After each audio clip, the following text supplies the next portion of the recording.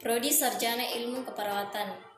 Di sini saya akan menjelaskan tugas yang diberikan oleh dosen pengampu Pancasila, yaitu Ibu Srianti SIM MSI.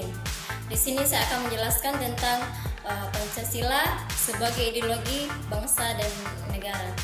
Ideologi. Nah, ideologi berasal dari bahasa Yunani, yaitu iden, yang berarti melihat, atau idea, yang berarti raut muka, perawakan, gagasan, pemikiran, dan kata. Logi, yang berarti ajaran. Dengan demikian, ideologi adalah ajaran atau ilmu tentang gagasan dan buah pikiran. Adapun pengertian lain dari ideologi, yaitu Pancasila sebagai ideologi bangsa dan negara Indonesia yang tak lain adalah ideologi terbuka. Pancasila sebagai ideologi terbuka artinya nilai-nilai dasar Pancasila bersifat tetap, namun dapat dijabarkan menjadi nilai instrumental yang berubah dan berkembang secara dinamis dan kreatif sesuai dengan kebutuhan perkembangan masyarakat Indonesia. Dan saya akan menjelaskan sejarah tentang perjalanan Pancasila sebagai ideologi dari masa ke masa. Berawal dari sidang pleno BPUPKI pertama yang diadakan pada tanggal 28 Mei 1945 hingga 1 Juni 1945. Ketika itu, Dr. Rajiman Widyodiningrat dalam pidato pembukaannya selaku Ketua BPUPKI mengajukan pertanyaannya kepada seluruh anggota sidang mengenai dasar negara apa yang akan dibentuk untuk Indonesia. Pada tanggal 1 Juni 1945, secara eksplisit, Insinyur Soekarno mengemukakan gagasannya mengenai dasar negara Indonesia dalam pidatonya yang berjudul Lahirnya Pancasila.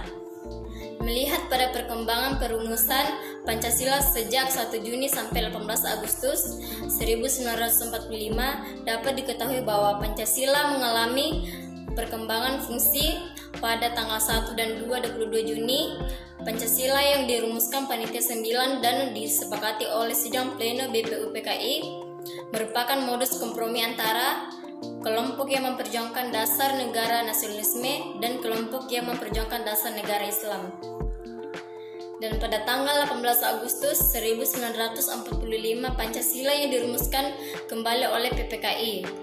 Berkembang menjadi kompromi antara kaum nasionalis, Islam, dan Kristen Katolik dalam hidup bernegara. Pancasila bukan lagi merupakan kompromi atau titik temu bagi semua ideologi, dikarenakan Pancasila telah dimanfaatkan sebagai senjata ideologis untuk melegitimasi tuntutan Islam bagi pengakuan negara atas Islam yang kemudian pada rentang tahun 1948 sampai 1962 terjadi pemberontakan Darul Islam terhadap pemerintah pusat. Setelah pemberontakan berhasil ditumpas atau didesakkan, Ahe Nasution pada 5 Juli 1959, Insinyur Soekarno mengeluarkan dekret Presiden untuk kembali pada Undang-Undang 1945 sebagai satu-satunya konstitusi legal Republik Indonesia, dan pemerintahannya dinamai dengan demokrasi terpimpin. Selanjutnya pada masa Orde Baru, Soeharto mengambil Pancasila sebagai dasar negara, dan ini merupakan cara yang paling tepat untuk melegitimasi kekuasaannya. Dan nilai-nilai yang terkandung dalam Pancasila sebagai ideologi bangsa dan negara Indonesia. Nilai-nilai Pancasila yang terkandung di dalamnya merupakan nilai-nilai ketuhanan, kemanusiaan, dan persatuan, kerakyatan, keadilan. Nilai-nilai Pancasila bersifat objektif dan subjektif. Fungsi Pancasila sebagai ideologi bangsa dan negara Indonesia. Yang pertama, memperkokoh persatuan bangsa. Yang kedua, mengarahkan bangsa Indonesia menuju tujuannya. Dan yang ketiga, mengembangkan identitas bangsa.